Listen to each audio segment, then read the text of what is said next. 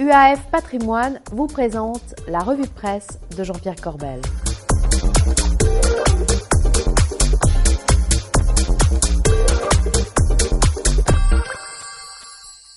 Bonjour, c'est mardi et c'est votre revue de presse en compagnie comme toujours de Jean-Pierre Corbel. Jean-Pierre, bonjour. Bonjour Bogdan. Ça va? Ça va très bien. Figurez-vous, on va commencer, je suis vraiment en pleine forme, on va commencer par rire cette semaine. Et vous vous souvenez, la semaine dernière était écourtée et on avait fini par un juste pour rire. Je vous le repasse, regardez. Et je vais même vous dire qu'à partir de l'année prochaine, il n'y aura pas d'impôt supplémentaire sur qui que ce soit.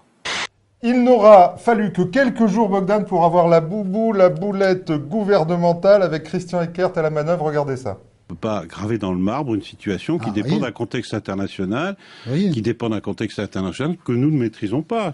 Non, le président de la République, il a donné un cap. Et un cap dont vous dites que ça dépend de la situation de l'année prochaine. Pour atteindre un cap, vous savez, parfois il faut tirer quelques bords. Effectivement, ça ressemble à une boulette. Et oui, et ça n'est pas fini, Bogdan. Dès le lendemain, l'Élysée va demander à M. Eckert de manger son chapeau. Et regardez encore. On me disait, est-ce que la porte est entrouverte? La porte est fermée. Le président de la République a été clair. Il n'y aura pas d'augmentation d'impôts. En 2015, ça a été dit par le président de la République, ça s'appliquera. Tirer des bords en ligne droite. Je l'avais entendu. Ça m'avait choqué déjà. Bon, il a mangé son chapeau ou pas? Et il l'a avalé. Tout rond. Le jour même, regardez cet article sur rtl.fr. Il n'y aura pas de hausse d'impôts en 2015, dit-il. Il n'y aura également pas de hausse généralisée pour les années suivantes. J'ai toujours, dit-il, été en conformité avec ce que le président de la République pouvait dire. Vous remarquerez, Bogdan, le mot généralisé, ça laisse place à peu près toutes les interprétations. Mieux valait en rire. Et on va continuer à rire avec la revue de presse. Allez, avancez un petit peu. Ah oui, alors je suis d'humeur badine. Alors regardez cet article dans Challenge. Un Français meurt à 87 ans, une Française à 92. Bonne nouvelle, non?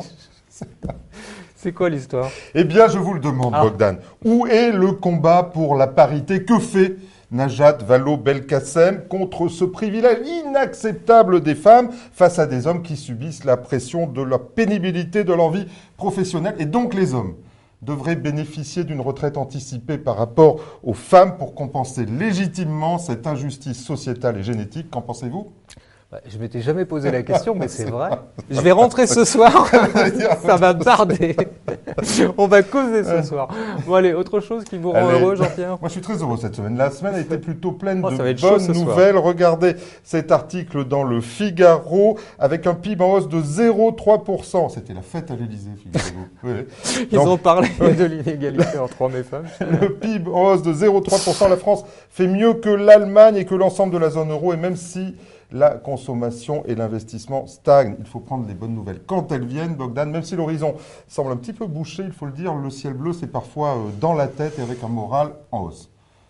Avoir un philosophe, ce Jean-Pierre. Bon, autre chose encore? Et oui, regardez, effectivement, toujours des bonnes nouvelles. Regardez cet article dans Les Échos. La saison des résultats trimestriels des sociétés se révèle meilleure que prévu, avec plus de la moitié des entreprises européennes qui publient des résultats au-dessus des attentes. Alors je le disais quand même, avec des taux qui baissent, un pétrole qui baisse, un euro qui baisse, ça devrait quand même arriver à monter, non, les marchés, la bourse? Ouais, alors quelle est la position des assureurs là-dedans? Oui, alors je vous parle souvent des assureurs parce qu'en ce moment... Vous n'avez fait que ça ces dernières semaines. Oui, parce qu'en ce moment, les fonds en euros, c'est vraiment le sujet. Ça fait un moment que j'en parlais. Maintenant, on est au cœur de l'histoire. Regardez ce dossier dans Challenge qui s'intitule « Le rendement ». Il faut chercher le rendement. Effectivement, on est en plein dans l'assurance vie. Regardez les fonds en euros. Et Olivier Marié, qui est le patron de l'épargne chez AXA France et qui répond au gouverneur de la Banque de France qui demande aux assureurs de baisser les rendements des fonds en euros pour constituer des provisions. Alors je cite Olivier Marié, « Nous n'avons aucune raison de baisser au-delà du nécessaire. On devrait donc connaître un léger recul de 0,10 à 0,20%. » Je vous rappelle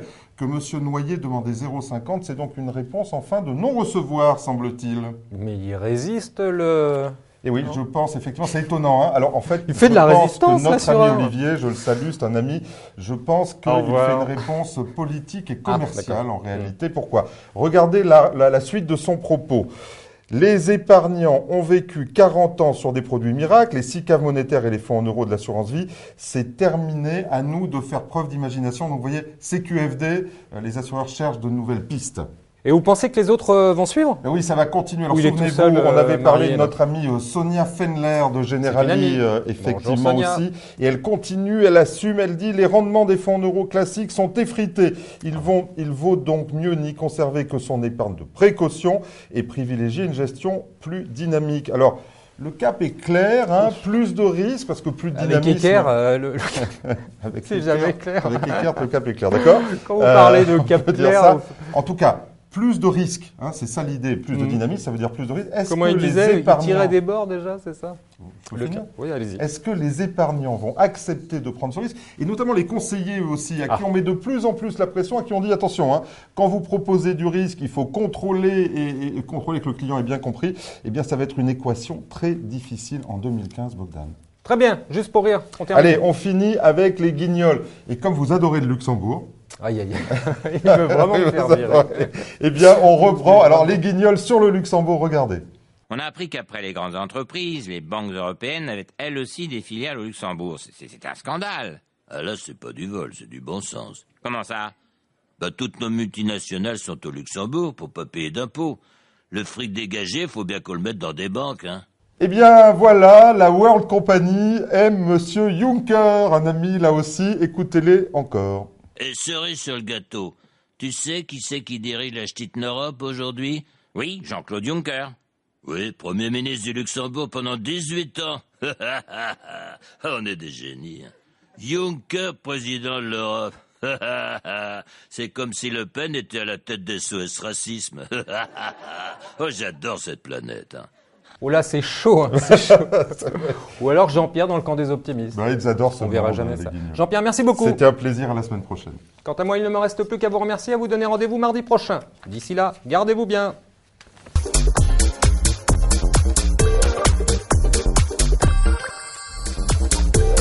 La revue de presse Club Patrimoine vous a été présentée par UAF Patrimoine.